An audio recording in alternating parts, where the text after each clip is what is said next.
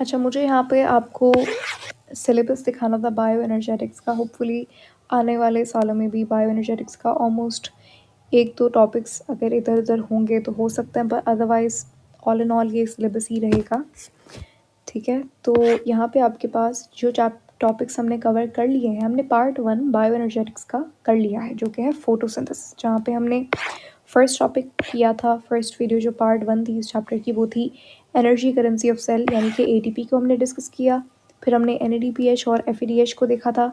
वो एडिशनल था लेकिन इंपॉर्टेंट था, इसलिए मैंने करवाया था। उसके बाद हमारा जो सेकंड टॉपिक था वो था redox reactions in living things, यानी कि ऑक्सीडेशन रिडक्शन को पढ़ा। थर्ड हमारा जो टॉपिक था वो था फोटोसिंथेसिस का। इसका हमने वन शॉट लेक्चर भी प्रेजेंट है, आप वो देख सकते हो। एक बारी में फोटोसिंथेसिस आपका कवर हो जाएगा। अब जो हम स्टार्ट करने जा रहे हैं वो है रेस्पिरेशन, सेल्यूलर रेस्पिरेशन। पहले हम करेंगे एरोबिक रेस्पिरेशन और फिर हम करेंगे एन एरोबिक रेस्पिरेशन, यानी कि फर्मेंटेशन। दोनों में जो कॉमन स्टेप होता है वो ग्लाइकोलिसिस होता है, इसलिए इन्होंने यहाँ पे अलग से ग्लाइकोलिसिस लिखा हुआ है। अदरवाइज़ ये यहाँ पे कवर हो जाएगा आपका।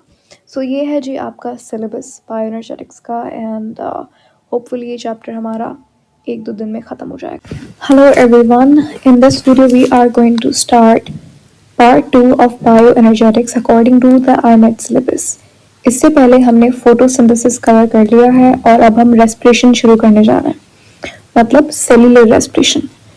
ठीक है, तो पहले हम करेंगे इंट्रोडक्शन, उसके बाद हम रेस्पिरेशन के जो स्टेप्स हैं, 3 स्टेप्स होते हैं रेस्पिरेशन के। लेट्स सी, ओके, उस स्टेप बाय स्टेप देखते हैं इसको।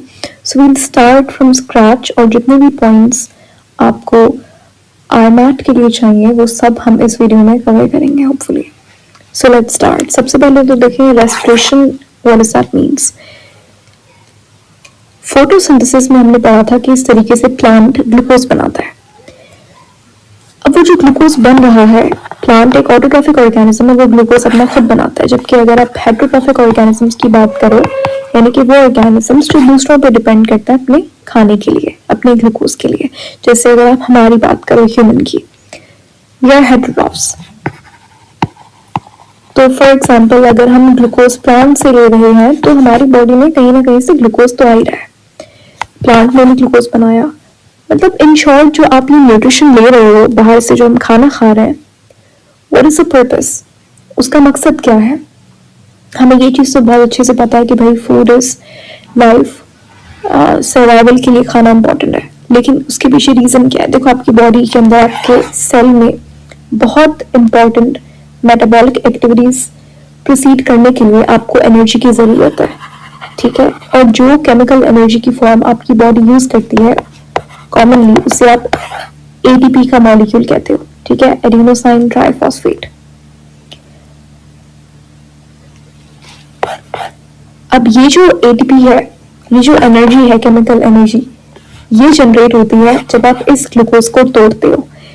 तो फोटोसिंथेसिस में हमने पढ़ा था सिंथेसिस ऑफ ग्लूकोज, वो एक एनाबॉलिक प्रोसेस था। एनाबॉलिक का मतलब क्या है, जहां पे आप कोई चीज बना रहे हो। रेस्पिरेशन उसका ऑपोजिट है, उसका उल्टा है। इसमें आप क्या करोगे, इसमें आप इसी ग्लूकोज को, अपने खाने को तोड़कर एक सेल उस खाने से एनर्जी निकालता है। इसी प्रोसेस को आप सेल्यूलर रेस्पिरेशन कहते हो, और रेस्पिरेशन एक कैटाबॉलिक प्रोसेस है। ठीक है, आप इसको इस तरीके से याद कर सकते हो, कैटाबॉलिक यानी कि आप ग्लूकोज को कट करके एनर्जी निकाल रहे हो। सो किसी चीज को ब्रेक डाउन करना, ऐसा मेटाबॉलिक एक्टिविटी कैटाबॉलिज्म कहलाता है। क्लियर। तो बात यह है कि हर लिविंग ऑर्गेनिज्म को कुछ वाइटल एक्टिविटीज करने के लिए एनर्जी की जरूरत पड़ती है। कॉमनली हम एटीपी को as a primary source of energy इस्तेमाल करते हैं सेल में, और ये जो प्रोसेस है जिससे आप ग्लूकोज को तोड़कर एटीपी निकालते हो, इससे आप सेल्यूलर रेस्पिरेशन करते हो, कहते हो। ठीक है, ये था बेसिक्स आपका। अब बात करते हैं फर्दर रेस्पिरेशन के बारे में। जैसे कि फोटोसिंथेसिस सिर्फ कुछ ऑर्गेनिजम्स में होता था, जैसे आप ऑटोट्रॉफिक ऑर्गेनिजम्स कह रहे थे, क्या रेस्पिरेशन भी कुछ स्पेसिफिक ऑर्गेनिजम्स में होगा, तो यहाँ पे आंसर है नहीं। रेस्पिरेशन आपके पास एक यूनिवर्सल प्रोसेस है। बैक्टीरिया से लेकर ह्यूमन सेल जैसे कॉम्प्लेक्स जगह पे भी रेस्पिरेशन का प्रोसेस बिल्कुल होगा। तो ये एक यूनिवर्सल प्रोसेस है। फोटोसिंथेसिस क्या, अब देखो, फोटोसिंथेसिस और रेस्पिरेशन दोनों एक तरीके से ऑपोजिट रिएक्शंस हैं। एक और चीज, दोनों के बीच में अगर आपसे पूछे what is the chemical link between photosynthesis and respiration, तो आंसर होगा एटीपी। कैसे? फोटोसिंथेसिस में एटीपी बन रहा था लाइट रिएक्शन में, लेकिन डार्क रिएक्शन में उसे आप यूज कर रहे थे, जबकि रेस्पिरेशन में आपके पास एटीपी आप बना रहे हो। सो दोनों में एक कॉमन चीज जो है वो एटीपी है, ठीक है। उसके अलावा फोटोसिंथेसिस आपके पास, अब ये तो डिफरेंसेस आ गए, लेकिन हम ये आगे और डिटेल में डिस्कस करेंगे कि what is the difference and what are the similarities between photosynthesis and respiration. अभी के लिए थोड़ा थोड़ा करके कुछ पॉइंट्स अगर यहाँ पे आ भी रहे हैं, so just right one down, आगे हम उसको समझेंगे और भी अच्छे से। सो फोटोसिंथेसिस जैसे हमने पढ़ा था कि ये एक ऐसा प्रोसेस है जो सिर्फ दिन में होगा, क्योंकि इसको करने के लिए लाइट एनर्जी, सनलाइट की जरूरत पड़ रही है। रेस्पिरेशन यूनिवर्सल प्रोसेस है, हर किसी के अंदर हो रहा है, ऐसा नहीं है ऑटोट्रॉफ्स के अंदर हो रहा है, हेटेरोट्रॉफ्स में नहीं हो रहा। पहली बात तो ये हर किस में होगा, हर किसी ऑर्गेनिज्म में होगा जिसके पास सेल है। दूसरी बात ये 24/7 जब तक एक ऑर्गेनिज्म जिंदा है रेस्पिरेशन का प्रोसेस होता रहेगा, ठीक है। ओके, तो रेस्पिरेशन समझ आ गया क्या हो रहा है यहाँ पे। यहाँ पे हो ये रहा है कि आप एक complex high energy carbon compound, जिसे आप फ्यूल ऑफ लिविंग ऑर्गेनिज्म कह रहे हो, उसको आप तोड़ते हो, ब्रेक डाउन करते हो, इससे निकलने वाली एनर्जी एटीपी होती है। यहाँ से एटीपी रिलीज होता है और यही एटीपी हम लोग यूज करते हैं जिंदा रहने के लिए। कुछ मेटाबॉलिक एक्टिविटीज की जरूरत पड़ती है, वो कैरी आउट करने के लिए एटीपी बहुत इंपॉर्टेंट है। कहाँ से आएगा? जब कोई भी कॉम्प्लेक्स कार्बन कंपाउंड जिसमें बहुत ज्यादा एनर्जी स्टोर्ड है, उसको आप ब्रेक डाउन करेंगे, एटीपी रिलीज होगा। That's what we need. Okay, purpose पता चल गया, इंपॉर्टेंट क्यों है। जिंदा रहने के लिए रेस्पिरेशन बहुत जरूरी है, क्योंकि हमें अल्टीमेटली एनर्जी चाहिए हर काम को करने के लिए। अगर आप रेस्ट में हो, अगर आप रेस्टिंग स्टेट में हो, आप कोई एक्शन नहीं कर रहे, आप कोई मस्कुलर एक्टिविटी नहीं कर रहे, तो उसके केस में तो एनर्जी नहीं चाहिए। ऐसा ही है ना, आप फॉर एग्जाम्पल स्केलेटल मसल को मूव कर रहे हो अपनी मर्जी से, तो वहां पे तो एनर्जी की जरूरत लग पड़ रही है, तो वहां पे समझ में आता है। लेकिन अगर कोई एक इंसान रेस्ट में है, सो रहा है फॉर एग्जाम्पल, तो क्या तब भी एटीपी की जरूरत है? अगर नहीं है तो फिर रेस्पिरेशन तो नहीं होना चाहिए। तो देखो, रेस्ट में हो या मोशन में हो, आपकी बॉडी में हर सेल को एक कंटिन्यूस सप्लाई ऑफ एनर्जी चाहिए, ठीक है, चाहे आप रेस्ट में हो। बहुत सारी ऐसी एक्टिविटीज है, जैसे कि division of cell, mitosis, meiosis carry out करने के लिए भी एटीपी की जरूरत पड़ती है। सेल से चीजें अंदर, आप तो रेस्ट में हो, लेकिन आपकी बॉडी में सेलुलर लेवल पे बहुत सारी फंक्शंस, बहुत सारी मेटाबॉलिक एक्टिविटीज हो रही हैं that you are not aware about. जैसे सेल में चीजें अंदर बाहर हो रही हैं, तो अगर एक्टिव ट्रांसपोर्ट वहां पे हो रहा है, सोडियम पोटेशियम पंप एग्जाम्पल है एक्टिव ट्रांसपोर्ट का, तो वहां पे एनर्जी लग रही है। इसी तरीके से आपके पास मसल कंट्रैक्शन, जो स्मूथ मसल्स वो कंट्रैक्ट कर रहे हैं, उसके लिए एनर्जी चाहिए। तो एटीपी का कंटिन्यूस सप्लाई बहुत इंपॉर्टेंट है, ठीक है। तो इसीलिए रेस्पिरेशन एक 24/7, मतलब जब तक आप जिंदा हो रेस्पिरेशन होगा। अब शुरू में मैंने कहा था कि भाई ग्लूकोज को तोड़ोगे एटीपी निकलेगा, इसको आप रेस्पिरेशन कहते हो इन शॉर्ट। अभी कहा कि भाई कोई भी कॉम्प्लेक्स कंपाउंड को आप तोड़ेंगे, कार्बन कंपाउंड को, उससे एटीपी रिलीज होगा। दोनों में फर्क है। देखो, ग्लूकोज सिर्फ एक एग्जांपल है कॉम्प्लेक्स कार्बन कंपाउंड का। आप कोई और कंपाउंड, जैसे सुक्रोज हो गया, ठीक है, ये भी तो शुगर है, ये भी तो एक high energy complex carbon compound है। सुक्रोज को तोड़ेंगे तो निकलेगा ग्लूकोज प्लस फ्रक्टोज ही, तो आप ग्लूकोज को ब्रेक डाउन करेंगे और आपके पास एटीपी रिलीज होगा। सही है। अच्छा, क्या ऐसा पॉसिबल है फॉर एग्जाम्पल किसी की बॉडी में शुगर की डेफिशिएंसी, शुगर ब्लड में नहीं है, ब्लड शुगर कम हो गई है किसी की बॉडी में, अब रेस्पिरेशन के लिए ग्लूकोज चाहिए, उस केस में कॉमनली ये कंडीशन आप जब whenever you are fasting, तो उस दौरान ये कंडीशन एप्लीकेबल होती है कि आपकी बॉडी में ब्लड शुगर कम हो गई है, तो आपकी बॉडी फिर कुछ और बायोमॉलिक्यूल्स को तोड़ने लगती है। जैसे अगर ग्लूकोज नहीं है, ग्लूकोज पहला ऑप्शन रहेगा हमारा, ग्लूकोज नहीं है तो फिर बॉडी लिपिड को तोड़ेगी, ठीक है, लिपिड, फैट, कोलेस्ट्रॉल, इन सबको तोड़ेगी। या फिर तो फिर अगर ये भी इतना ज़्यादा क्वांटिटी में नहीं है तो फिर बॉडी प्रोटीन को देना शुरू करती है। ठीक हो गया। सो इतनी बात तो समझ आ गई हमें मोटे मोटे तौर पे कि भाई रेस्पिरेशन एक ऐसा प्रोसेस है जिसमें आप कॉम्प्लेक्स कार्बन कंपाउंड को ब्रेक डाउन करता है, एटीपी रिलीज होता है। ये एक यूनिवर्सल प्रोसेस है, हर ऑर्गेनिज्म के अंदर हो रहा है और हर वक्त हो रहा है। रेस्पिरेशन में आपके पास बिल्कुल वैसे ही है जैसे फोटोसिंथेसिस का उल्टा। फोटोसिंथेसिस में आपके पास ऑक्सीजन रिलीज होती थी और कार्बन डाइऑक्साइड यूज, जबकि रेस्पिरेशन में कार्बन डाइऑक्साइड रिलीज होती है और ऑक्सीजन इज रिक्वायर्ड क्योंकि ग्लूकोज टूटता है in the presence of oxygen. Her organism में ऐसा नहीं होता, लेकिन ज्यादातर ऑर्गेनिजम्स में ऑक्सीजन की प्रेजेंस में ग्लूकोज टूटता है। ठीक है, तो रेस्पिरेशन के फिर दो टाइप्स हो जाते हैं, इसको हम आगे डिस्कस करेंगे कि या तो प्रेजेंस ऑफ ऑक्सीजन में ग्लूकोज टूटेगा, इसको आप एरोबिक रेस्पिरेशन बोलते हो, या तो फिर एब्सेंस ऑफ ऑक्सीजन, के ऑक्सीजन नहीं है फिर भी ग्लूकोज का ब्रेकडाउन हो रहा है, ये कहलाता है एनएरोबिक रेस्पिरेशन। दोनों में फर्क ये है कि यहाँ पे ऑक्सीजन है, यहाँ पे ऑक्सीजन नहीं है, तो यहाँ पे एटीपी ज्यादा प्रोड्यूस होता है, यहाँ पे बहुत कम एटीपी निकलता है। ठीक है, और भी डिफरेंसेस है वैसे तो रेस्पिरेशन में एक्सचेंज ऑफ गैसेस होता है, कार्बन डाइऑक्साइड ऑक्सीजन का। और रेस्पिरेशन के लिए आपके पास दो तीन और टर्म्स आप यूज करते हो जहाँ पे रेस्पिरेशन वर्ड का यूज होता है। एक होती है एक्सटर्नल रेस्पिरेशन, एक होती है इंटरनल रेस्पिरेशन और एक होती है सेल्यूलर रेस्पिरेशन। एक्सटर्नल रेस्पिरेशन क्या होती है? जो आप इनहेलिंग एक्सहेलिंग कर रहे हो, एक्सचेंज ऑफ गैसेस जो हो रहा है वो एक्सटर्नल रेस्पिरेशन है। इन्वायरमेंट और आपकी नेजल कैविटी, यहाँ पे एक्सचेंज ऑफ गैसेस जो हो रहा है ये एक्सटर्नल रेस्पिरेशन है। ठीक है, यानी कि आपके लंग्स में जो एल्वियोलाई है वहां से कार्बन डाइऑक्साइड जा रही है बॉडी के बाहर और वहां से ऑक्सीजन अंदर आ रही है, तो ये एक्सटर्नल रेस्पिरेशन है, exchange of gases in short. उसके बाद होता है इंटरनल रेस्पिरेशन। इंटरनल रेस्पिरेशन कब होती है? जैसे अगर ये ब्लड है, ये सेल है, सेल के पास कार्बन डाइऑक्साइड बढ़ गया है, ठीक है, इसने रेस्पिरेशन की होगी, सेल में कार्बन डाइऑक्साइड की क्वांटिटी बढ़ गई, तो यहाँ पे ये कार्बन डाइऑक्साइड दे देता है ब्लड को और ब्लड बदले में इसको ऑक्सीजन दे देता है। सेल भी खुश, ब्लड थोड़ा सा अनहैप्पी हो गया, लेकिन ये ब्लड जाता जल्दी से किसके पास? लंग्स के पास, और यहाँ पे होती है ऑक्सीजनेशन, दोबारा से ये साइकिल कंटिन्यू होता है। ये जो होती है ना इस लेवल पे सेल और ब्लड के दरमियान में ये होती, ये भी एक्सचेंज ऑफ गैसेस है, लेकिन ये क्या है? Internal respiration. एक्सटर्नल समझ आ गया, इंटरनल समझ आ गया, दोनों क्या है? Exchange of gases in short. ठीक है, एक्सटर्नल रेस्पिरेशन एल्वियोलर लेवल पे हो रही है, एल्वियोलाई और ब्लड के दरमियान में। जो इंटरनल रेस्पिरेशन है वो सेल और ब्लड के दरमियान में हो रही है, और जो हम पढ़ेंगे इस चैप्टर में वो है cellular respiration. Haven't I mentioned that? No, I haven't. I must, but यहाँ पे मुझे लिखना चाहिए कि हम भाई सेल्यूलर रेस्पिरेशन पढ़ेंगे। ओके,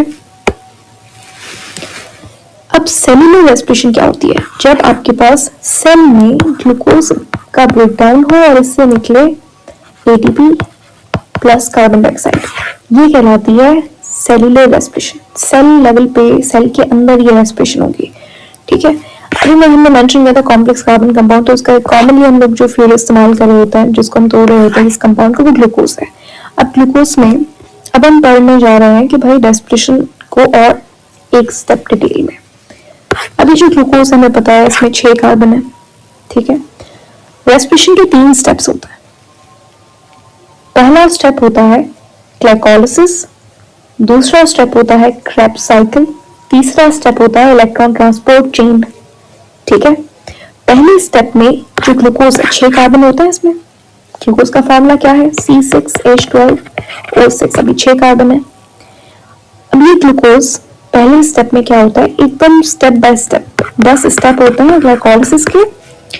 इसको तोड़ा जाता है बीच में से, मतलब 2 कंपाउंड इससे बन जाते हैं, तो एक ग्लूकोज से 3 कार्बन के 2 कंपाउंड बन गए। इसको आप बोलोगे पायरुवेट। पायरुवेट का दूसरा नाम होता है पायरुविक एसिड।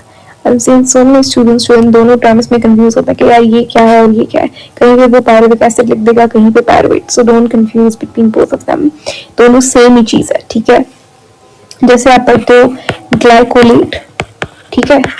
ग्लाइकोलेट और ग्लाइकोलिक एसिड ये दोनों सेम है, उसी तरीके से पायरुवेट एंड पायरुविक एसिड दोनों सेम चीज है। यहाँ तक बात समझ आ गई। हमने क्या पढ़ा, हमने पढ़ा कि भाई ग्लूकोज 6 कार्बन का कंपाउंड, ये मैं आपको भी ग्लाइकोलिसिस को अभी डिटेल में हम डिस्कस करेंगे, थोड़ा सा पेशेंस, ठीक है। तो ग्लूकोज को आप ब्रेक डाउन कर रहे हो एकदम मजे लेके, 10 स्टेप का ये प्रोसेस है। 2 पायरुवेट के मॉलिक्यूल्स आपको मिलेंगे ग्लाइकोलिसिस से। यहाँ तक बात समझ आ गई। अब जो रेस्पिरेशन का प्रोसेस है, मैंने बताया था अभी आपको कि या तो ये प्रेजेंस ऑफ ऑक्सीजन में होगा या तो ये एब्सेंस ऑफ ऑक्सीजन में होगा, ठीक है। अगर तो ये प्रेजेंस ऑफ ऑक्सीजन में है तो एरोबिक रेस्पिरेशन है, अगर ये एब्सेंस ऑफ ऑक्सीजन में है तो एनएरोबिक रेस्पिरेशन है। तो पहले हम डिस्कस करेंगे एनएरोबिक रेस्पिरेशन, जिसको फर्मेंटेशन भी कहते हैं, उसके बाद एरोबिक रेस्पिरेशन को। लेकिन इन दोनों प्रोसेसेस में डिफरेंस, सबसे मेजर डिफरेंस यही है कि aerobic respiration happens in the presence of oxygen, जबकि एनएरोबिक, एन का मतलब एब्सेंस, एरो जनरली यहाँ पे ऑक्सीजन के लिए, एयर ऑक्सीजन की आप बात कर रहे हो, एन यानी कि एब्सेंस। एब्सेंस ऑफ ऑक्सीजन में जो होगा वो एनएरोबिक रेस्पिरेशन है, ठीक है। दोनों में कॉमन हमने डिफरेंस तो देख लिया कि ये प्रेजेंस ऑफ ऑक्सीजन है, ये एब्सेंस ऑफ ऑक्सीजन है। मेन डिफरेंस यही है। दोनों में एक चीज कॉमन है, वो क्या? रेस्पिरेशन के 3 स्टेप्स होते हैं। पहला है ग्लाइकोलिसिस, दूसरा है क्रेब्स साइकिल और तीसरा है इलेक्ट्रॉन ट्रांसपोर्ट चेन, ठीक है। ये एडिशनल यहाँ पे एक स्टेप लिखा हुआ है, बट मेजर 3 आपके पास मेन स्टेप्स हैं किसके? रेस्पिरेशन के, सेल्यूलर रेस्पिरेशन के। Number 1 glycolysis, number 2 Krebs cycle, जिसको सिट्रिक एसिड साइकिल भी कहते हैं, and number 3 electron transport chain यानी कि रेस्पिरेशन चेन या रेस्पिरेटरी चेन। अब ये 3 स्टेप्स हैं किसके? एरोबिक रेस्पिरेशन के। एनएरोबिक रेस्पिरेशन के ये 3 स्टेप्स नहीं होते, लेकिन इन दोनों में कॉमन चीज क्या है? ग्लाइकोलिसिस। इसमें भी ग्लाइकोलिसिस होगा, इसमें भी ग्लाइकोलिसिस होगा, बिल्कुल एक्जैक्टली सेम तरीके से। अभी हमने थोड़ी देर पहले देखा कि ग्लाइकोलिसिस में एक ग्लूकोज का मॉलिक्यूल अगर टूट रहा है तो उससे 2 पायरुवेट के मॉलिक्यूल्स बन रहे हैं। ग्लूकोज में 6 कार्बन थे, एक पायरुवेट में 3 कार्बन होता है, तो ये 3-3 कार्बन के 2 कंपाउंड बनते हैं पायरुवेट के। ये होता है ग्लाइकोलिसिस में। एरोबिक रेस्पिरेशन में भी ऐसा सेम 2 पायरुवेट के मॉलिक्यूल बनेंगे एक ग्लूकोज से, और एनएरोबिक रेस्पिरेशन में भी। अब इस पायरुवेट के साथ आगे क्या होगा, वो आपके पास ऑक्सीजन की प्रेजेंस डिसाइड करती है।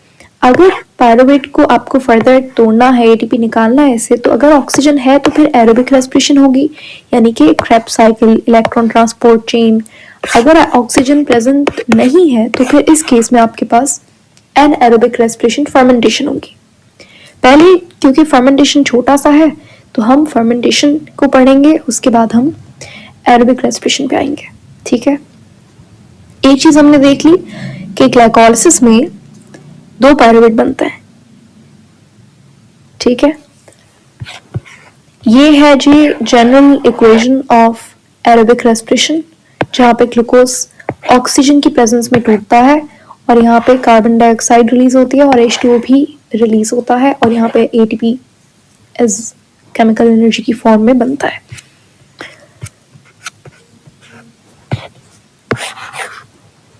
मैं यहाँ पे ग्लाइकोलिसिस आपको इसलिए नहीं डिटेल में पढ़ा रही क्योंकि फर्मेंटेशन आपका छोटा सा टॉपिक है और अलग से IMET के सिलेबस में गिवन भी है। पहले फर्मेंटेशन कर लेते हैं। अभी ये पायरुवेट बना कैसे वो आप डिटेल में देखोगे जब हम ग्लाइकोलिसिस पढ़ेंगे, क्योंकि ग्लाइकोलिसिस एक बार आप पढ़ोगे फिर डायरेक्टली हम क्रेब्स साइकिल पे जाएंगे एंड फिर इलेक्ट्रॉन ट्रांसपोर्ट चेन में वो एक एरोबिक रेस्पिरेशन हमारा शुरू हो जाएगा। लेकिन आपको अभी ये मैंने पहला MCQs बता दिया है कि ग्लाइकोलिसिस दोनों में कॉमन स्टेप है, यानी कि एरोबिक रेस्पिरेशन में भी होगा, एनएरोबिक रेस्पिरेशन में भी होगा। ग्लाइकोलिसिस कहाँ पे होता है? MCQs नंबर 2 साइटोप्लाज्म में होता है, या फिर आप कह सकते हो साइटोसोल में होगा। इसमें बनेगा क्या? एक ग्लूकोज से 2 पायरुवेट के मॉलिक्यूल्स बनेंगे, तीसरा MCQs, ठीक है। अब हम आगे की जर्नी देखने जा रहे हैं। हम ये सपोज कर लेते हैं कि अब ऑक्सीजन नहीं है, तो अगर ऑक्सीजन है तो फिर एरोबिक रेस्पिरेशन होगी। यहाँ पे कंप्लीट ब्रेक डाउन यानी कि ऑक्सीडेशन आप कर रहे हो किसकी? ग्लूकोज की। तो मैं ये भी कह सकती हूँ कंप्लीट ऑक्सीडेशन होगी एरोबिक रेस्पिरेशन में, लेकिन एनएरोबिक रेस्पिरेशन में क्योंकि ऑक्सीजन प्रेजेंट नहीं है तो उस केस में इनकम्प्लीट ऑक्सीडेशन होती है ग्लूकोज की, ठीक है। ये स्टेप दोनों में कॉमन है। ठीक है, तो आपके पास ग्लाइकोलिसिस हमने कर लिया, 2 पायरुवेट बन गए। अब आगे हम ये डिस्कस करेंगे कि अगर ऑक्सीजन प्रेजेंट नहीं है तो उस केस में क्या होगा। अगर आपके पास 2 पायरुवेट हमारे पास अभी मिल गए हैं, हमें ऑक्सीजन नहीं है प्रेजेंट, तो अब होगी एनएरोबिक रेस्पिरेशन, ऑक्सीजन की एब्सेंस में रेस्पिरेशन होगी, फर्मेंटेशन जैसे आप कहते हो। अब फर्मेंटेशन 2 तरीके से हो सकती है। ये जो पायरुवेट का मॉलिक्यूल बना है, इस पायरुवेट की मॉलिक्यूल की आप करोगे क्या, रिडक्शन। ठीक है, रिडक्शन का मतलब होता है कि आप इसके साथ इलेक्ट्रॉन और प्रोटॉन जोड़ोगे तो रिडक्शन होती है। हमारे पिछले कुछ लेसन्स में हमने redox reaction in living organism वाले टॉपिक में पढ़ा था कि जब एक चीज रिड्यूस होती है तो दूसरी ऑक्सीडाइज भी होती है और दोनों चीजें साइमल्टेनियसली होती हैं, यानी कि एक साथ एक टाइम पे होती हैं। तो यहाँ पे भी वैसा ही होगा, अगर पायरुवेट की रिडक्शन होगी तो किसी और चीज की ऑक्सीडेशन होगी, यानी कि पायरुवेट को रिड्यूस कौन कर रहा है, तो यहाँ पे NADPH जो है वो पायरुवेट को रिड्यूस कर रहा होता है। इसका मतलब ये NADPH जो है वो NADP में कन्वर्ट होगा। ठीक है, 2 पायरुवेट के मॉलिक्यूल्स हैं तो 2 NADPH आपको रिक्वायर्ड है यहाँ पे। तो पायरुवेट की होगी रिडक्शन, बनेगा क्या, जब पायरुवेट की सिर्फ आप रिडक्शन करोगे तो बनेगा lactic acid as a product, और इस तरीके की फर्मेंटेशन कहलाती है लैक्टिक एसिड फर्मेंटेशन। ठीक है, लैक्टिक एसिड फर्मेंटेशन में क्या होता है, आपके पास पायरुवेट, 2 पायरुवेट के मॉलिक्यूल्स है। बहुत अच्छी बात है अगर आप पायरुवेट का फॉर्मूला याद कर लेते हो, बल्कि यू शुड डू इट, क्योंकि आपको कुछ क्वेश्चंस में कई बार वो फॉर्मूला भी लिख देते हैं, तो ये याद होना चाहिए। क्या फॉर्मूला है पायरुवेट का, C3H4O3, ये है पायरुवेट का फॉर्मूला। ठीक है, लैक्टिक एसिड का फॉर्मूला क्या होता है, C3H6O3। दोनों में कंफ्यूज नहीं होना। पायरुवेट में 6 हाइड्रोजन है, लैक्टिक एसिड में 6 आपके पास हाइड्रोजन है और पायरुवेट में कितने, 4। ठीक है, तो पायरुवेट आपके पास 2 मॉलिक्यूल्स थे पायरुवेट के, आपने की इसकी रिडक्शन की तो NADPH यहाँ पे यूज हो रहा है, यहाँ पे क्या हो रहा है, यूज हो रहा है, ये भी क्वेश्चन है। तो अब ये आपके पास रिड्यूस होने के बाद क्या होगा, 2 मॉलिक्यूल्स बन जाएंगे किसके, लैक्टिक एसिड के। ठीक है, यहाँ पे भी 3 कार्बन थे, यहाँ पे भी 3 कार्बन है। ठीक है, कोई कार्बन यहाँ से लूज हमने नहीं किया, बात समझ आ गई। ये था आपके पास लैक्टिक एसिड फर्मेंटेशन। सवाल ये है कि मैम ये NADPH2 कहाँ से आया, जाहिर है अब आपके पास यहाँ पे एनर्जी हमने उल्टा यूज की है, जबकि ATP तो हमें बनाना था ना, ATP तो हमें बनाना था रेस्पिरेशन वाले प्रोसेस में। So don't worry about that. ये जो ग्लाइकोलिसिस का प्रोसेस है ना, यहाँ पे 2 ATP आपको नेट ATP मिलते हैं। ठीक है, और आपके पास 2 NADPH भी बनते हैं। ठीक है, तो ये जो ग्लाइकोलिसिस में 2 NADPH बनेंगे, यही यहाँ पे लैक्टिक एसिड फर्मेंटेशन में यूज होंगे। सही हो गया। और ये जो 2 ATP हैं, ये पीछे आपके पास नेट एनर्जी गेन जो है लैक्टिक एसिड फर्मेंटेशन में, वो 2 ATP का है। तो मैं ये कह सकती हूँ एनारोबिक रेस्पिरेशन में कितने ATP बन रहा है, 2 ATP बन रहा है। ठीक है, ये सारी चीजें बहुत इंपॉर्टेंट है। एंड एक और चीज, ये जो आपके पास लेक्चर सीरीज है, ये 1 शॉट सीरीज है, विच मीन्स कि ये हम बहुत डिटेल में नहीं कर रहे, जो रिक्वायर्ड है, जितना आपको चाहिए वो सब यहाँ पे कवर हो रहा है। बट रही बात कॉन्सेप्ट की, एकदम जीरो से स्टार्ट करने वाली बात के ये क्या है, फिर वो क्या है, ग्लूकोज के कहाँ से आया, ये सब चीज़ें हम इतना डिटेल में नहीं देख रहे, वो आप 9th matric first year inter में वैसे भी कवर कर लेते हो। So it's more of a revision lecture. ठीक है, तो अभी तक हमने क्या देखा, पायरुवेट के 2 मॉलिक्यूल्स थे, आपने उसकी रिडक्शन की और बन गए 2 मॉलिक्यूल्स लैक्टिक एसिड के, 2 NADPH यहाँ पे यूज हुए। ये NADPH कहाँ से आया, ये ग्लाइकोलिसिस से आया। जब आप ग्लाइकोलिसिस का प्रोसेस पढ़ोगे तो आपको बहुत अच्छे से समझ आएगा कि ये NADPH2 कैसे बनता है। अभी के लिए आप इतना याद कर लो, ये जो NADPH2 है ये आया कहाँ से, ये ग्लाइकोलिसिस से आया। ये थी लैक्टिक एसिड फर्मेंटेशन। अब लैक्टिक एसिड फर्मेंटेशन कहाँ कहाँ पे होती है, जो एनएरोबिक रेस्पिरेशन है ये मेनली होती है। अच्छा, जिन ऑर्गेनिजम्स में एनएरोबिक रेस्पिरेशन होती है उसे आप एनएरोब्स बोलते हैं या एनएरोबिक ऑर्गेनिजम्स कहते हैं। लैक्टिक एसिड फर्मेंटेशन आपके पास हमारे अंदर भी होती है, ह्यूमन में भी होती है। आपने सुना होगा एनाएरोबिक रेस्पिरेशन मसल में होती है। तो हमारे पास मसल में जब हम फॉर एग्जांपल आप बहुत दिनों बाद वर्कआउट पे चले गए, वहाँ पे आपने पहले दिन ही बहुत ही हैवी वर्कआउट कर लिया, तो उस केस में आपके मसल उस चीज़ के लिए प्रिपेयर नहीं थे, ठीक है। अब आपने जॉगिंग करना शुरू कर दिया, यू आर रनिंग, तो उस केस में आपकी बॉडी को, आपकी मसल को पर्टिकुलर मतलब स्पेसिफिक अमाउंट ऑफ ऑक्सीजन जितना उसको चाहिए, इनफ अमाउंट ऑफ ऑक्सीजन नहीं मिल रहा। तो अब मसल में क्या होने लगेगी, एनाएरोबिक रेस्पिरेशन, नहीं कि ग्लूकोज तो टूटेगा, लेकिन अब क्योंकि सांस फूल रही है, आप सही से ब्रीथ नहीं कर पा रहे, तो उस केस में ग्लूकोज एब्सेंस ऑफ ऑक्सीजन में टूटने लगेगा।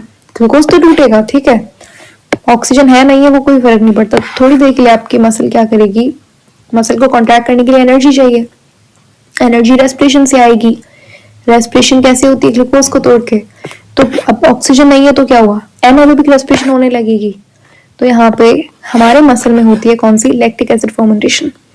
और फिर मसल में लैक्टिक एसिड की, ये जो लैक्टिक एसिड यहाँ पे बना है, एनर्जी तो हमें मिल गई, 2 एटीपी आपको मिले लैक्टिक एसिड फर्मेंटेशन से, ग्लाइकोलाइसिस से, ठीक है।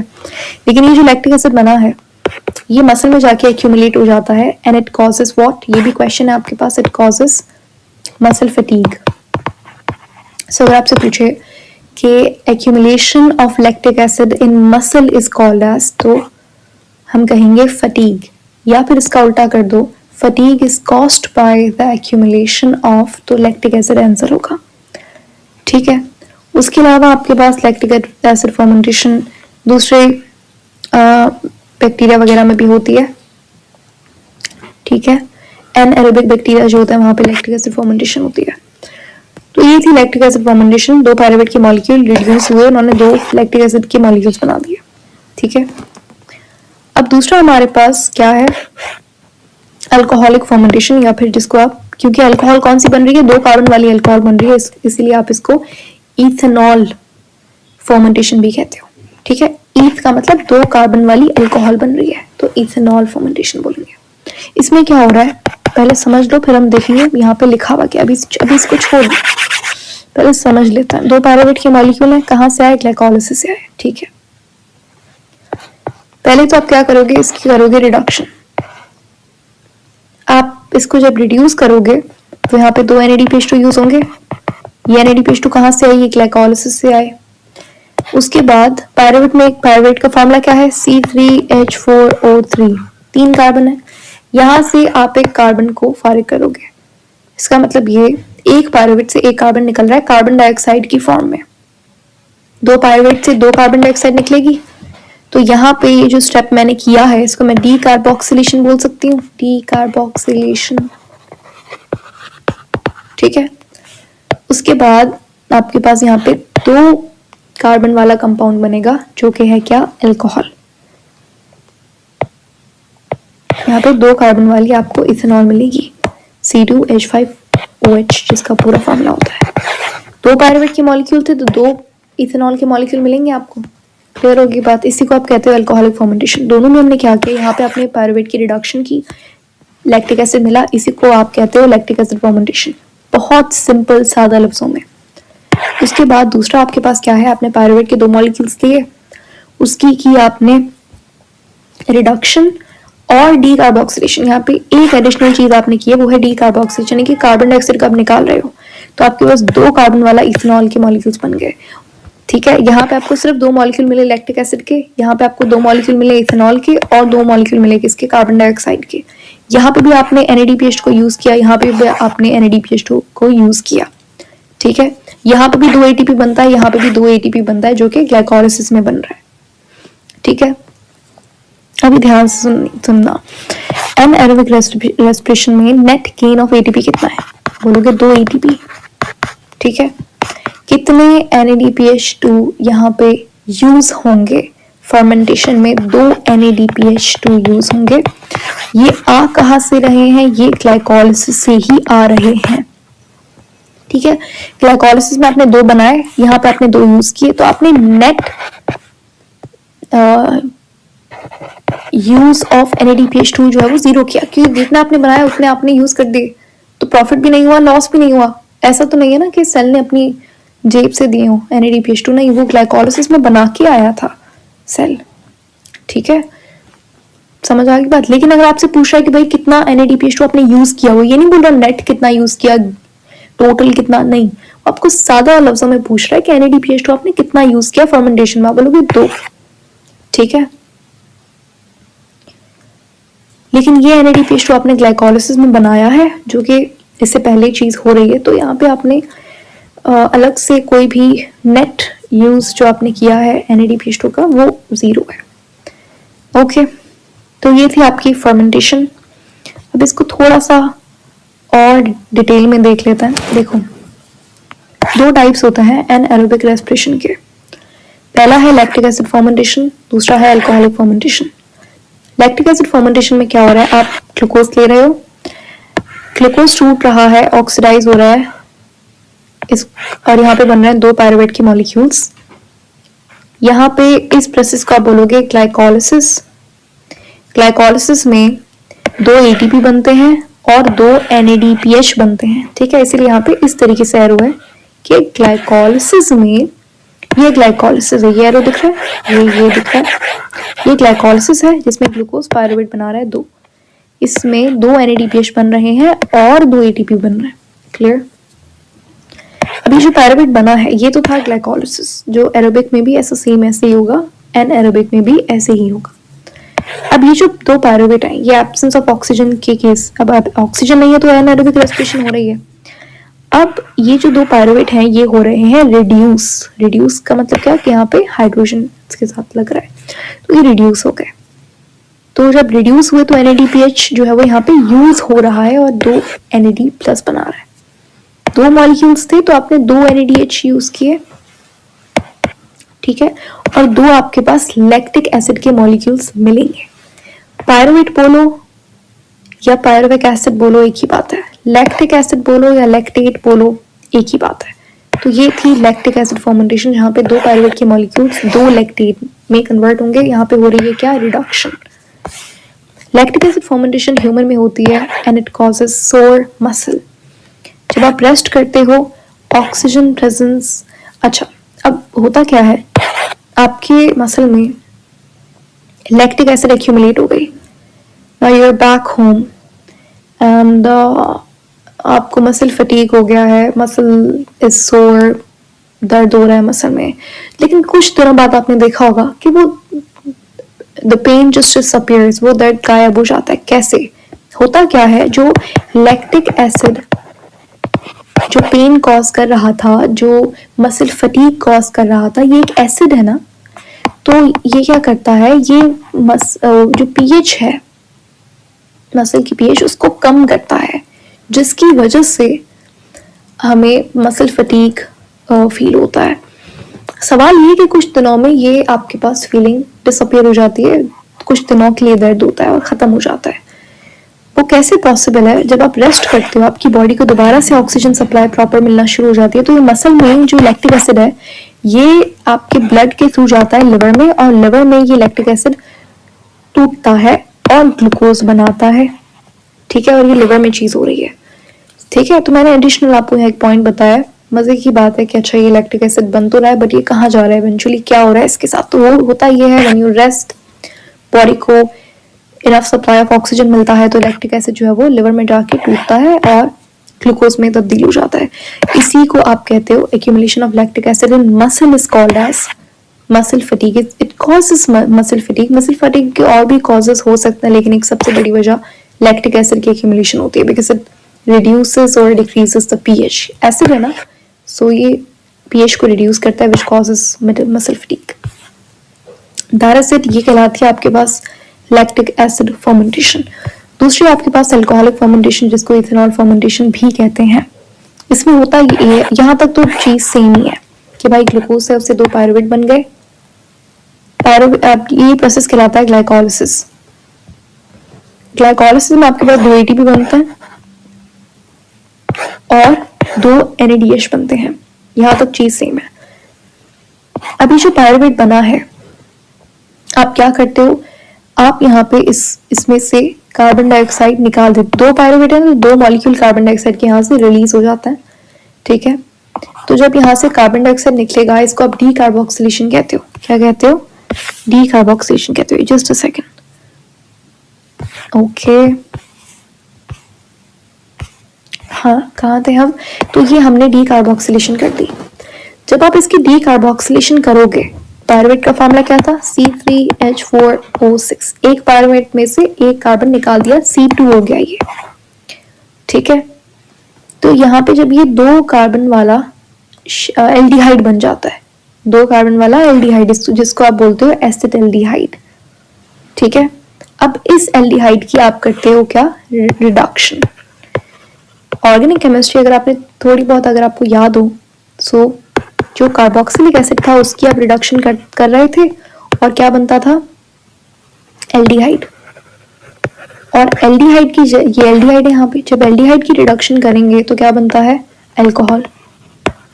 इसी तरीके से अल्कोहल की रिडक्शन करेंगे तो अल्केन बनता है। इसका उल्टा कर दो, यानी कि अल्कोहल की ऑक्सीडेशन करोगे तो एल्डिहाइड बनेगा, एल्डिहाइड की ऑक्सीडेशन करोगे तो कार्बोक्सिलिक एसिड बनेगा। बायो एनर्जेटिक्स में अगर आप ये चीज याद कर लेते हो, जिंदगी आपकी आसान हो जाएगी। It's very simple thing, but ये आपके कॉन्सेप्ट को एकदम क्लियर कर देगी चीज। क्या बोला मैंने अभी? कि एल्डिहाइड की जब भी आप रिडक्शन करोगे आपके पास अल्कोहल बनेगा। इसका उल्टा कर दो, यानी कि अल्कोहल की अगर मैं ऑक्सीडेशन करूं तो एल्डिहाइड बन जाएगा, ठीक है। वो तो फिर बात की बात है कि भाई 2 कार्बन है, इथेनॉल है, तो फिर 2 कार्बन वाला ही एल्डिहाइड बनेगा, एसिटाल्डिहाइड। Okay, clear. तो 2 पायरुवेट थे पहले आप, अच्छा यहाँ पे मैंने शायद लिखा था कि पहले आप रिडक्शन करोगे पायरुवेट की, जैसे यहाँ पे लिखा हुआ है, फिर आप डीकार्बोक्सिलेशन करोगे। इसको थोड़ा सा चेंज करके हम